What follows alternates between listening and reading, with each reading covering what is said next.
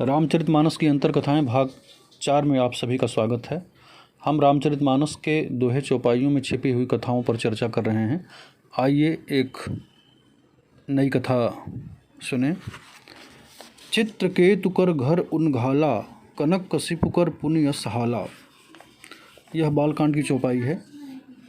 आइए चित्रकेतु की कथा सुनते हैं। शूरसेन देश में चित्रकेतु नामक राजा थे।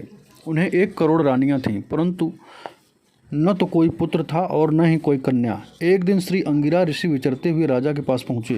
राजा ने उनका बहुत सत्कार किया। राजा से कुशल प्रश्न करते हुए उन्होंने कहा, तुम्हारी आत्मा कुछ असंतुष्ट जान पड़ती है।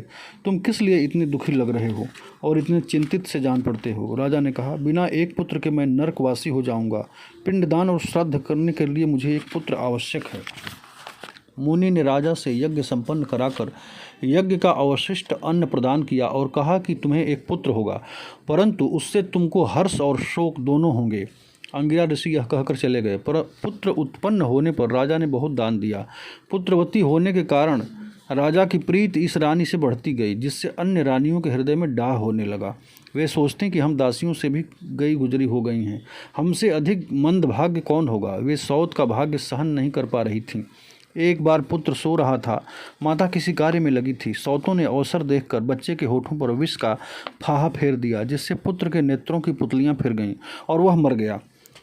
इसकी मां को सौतों के द्वेष भाव का पता नहीं था।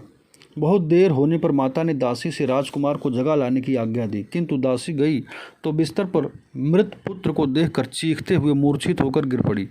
महल में कोलाहल मच गया। रानी राजा दोनों शोकग्रस्त हो गए।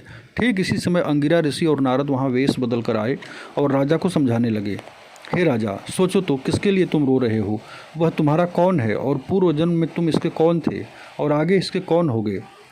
जैसे जल के प्रवाह से दूर दूर तक रेत पहुंचकर कहां से कहां इकट्ठा हो जाती है, ठीक इसी प्रकार काल के प्रबल चक्र द्वारा देहधारियों का वियोग और संयोग हुआ करता है।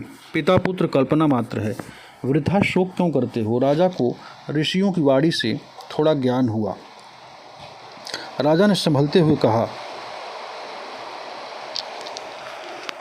आप दोनों अवधूत वेश बनाए कौन हैं। आप ज्ञानियों में श्रेष्ठ हैं। अंगिरा ने कहा, मैं पूर्व में जब आया था तो तुमको अन्य विषयों में मग्न देख ज्ञान का उपदेश न देकर पुत्र ही दिया, और तुमने पुत्र पाकर स्वयं अनुभव कर लिया कि गृहस्थ को कैसा संताप होता है।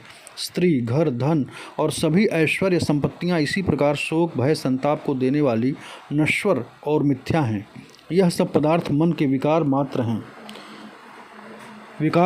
हैं, क्षण में प्रकट और क्षण में लुप्त होते हैं। इनमें सत्यता का विश्वास त्याग कर शांति धारण करो। मेरे साथ यह देवर्षि नारद हैं। नारद ने राजा को मंत्रोपनिषद का उपदेश किया और कहा कि इसके 7 दिन धारण करने से शंकरषण भगवान के दर्शन होंगे। फिर सबके देखते देखते नारद मुनि मरे हुए राजकुमार के जीवात्मा से बोले, हे जीवात्मा, अपने पिता माता बांधवों को देखो, ये कैसे संतप्त हैं। अपने शरीर में प्रवेश कर इनका संताप दूर करो। पिता के दिए भोगों को भोगो और राज्य सिंहासन पर बैठो। लड़का जी उठा और बोला कि मैं अपने कर्मानुसार अनेक योनियों में घूमता रहा हूँ।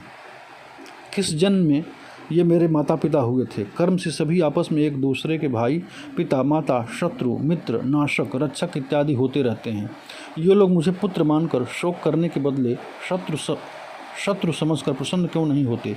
जैसे सोना चांदी आदि के व्यापारियों के पास सोना चांदी आदि वस्तुएं आती जाती रहती हैं, वैसे ही जीव भी अनेक योनियों में भटकता रहता है। जितने दिन जिसके साथ संबंध रहता है, उतने दिन उस पर उसकी ममता रहती है। आत्मा नित्य, अव्यय, सूक्ष्म एवं स्वयं प्रकाशित है। कोई उसका मित्र या शत्रु नहीं। फिर बोला, मैं पूर्व जन्म में पांचाल देश का राजा था। विरक्त होने पर मैं एक ग्राम में गया। मेरी माता ने भोजन बनाने के लिए मुझे एक कंडा दिया। उनमें असंख्य चींटियां लगी हुई थीं। मैंने उन्हें झाड़े बिना आग लगा दी। वे सब चींटियां मर गईं। मैंने शालिग्राम देव को भोग लगाकर प्रसाद पाया। वही चींटियां मेरी सौतेली माताएं हुईं। प्रभु को अर्पण करने से एक ही जन्म में सबने मुझसे बदला ले लिया, नहीं तो अनेक जन्म लेने पड़ते। प्रभु राखेउ श्रुति नीति अरु, मैं नहीं पावा क्लेश। अब इस शरीर से मेरा कोई संबंध नहीं है। यह सब माया कर परिवारा। इतना कहकर जीव शरीर से निकल गया। राजा को ज्ञान प्राप्त हुआ। उसने राज्य छोड़ दिया। नारद मुनि ने शंकरषण भगवान का मंत्र दिया और स्तुतिमयी विद्या बताई। चित्रकेतु को मात्र 7 दिन जप करने से शेष भगवान का दर्शन प्राप्त हुआ। आपको एक विमान मिला जिस पर चढ़कर आप आकाश मार्ग में घूमते रहते थे। एक बार पार्वती के शाप से वृत्रासुर राक्षस के रूप में भी जन्म लेना पड़ा।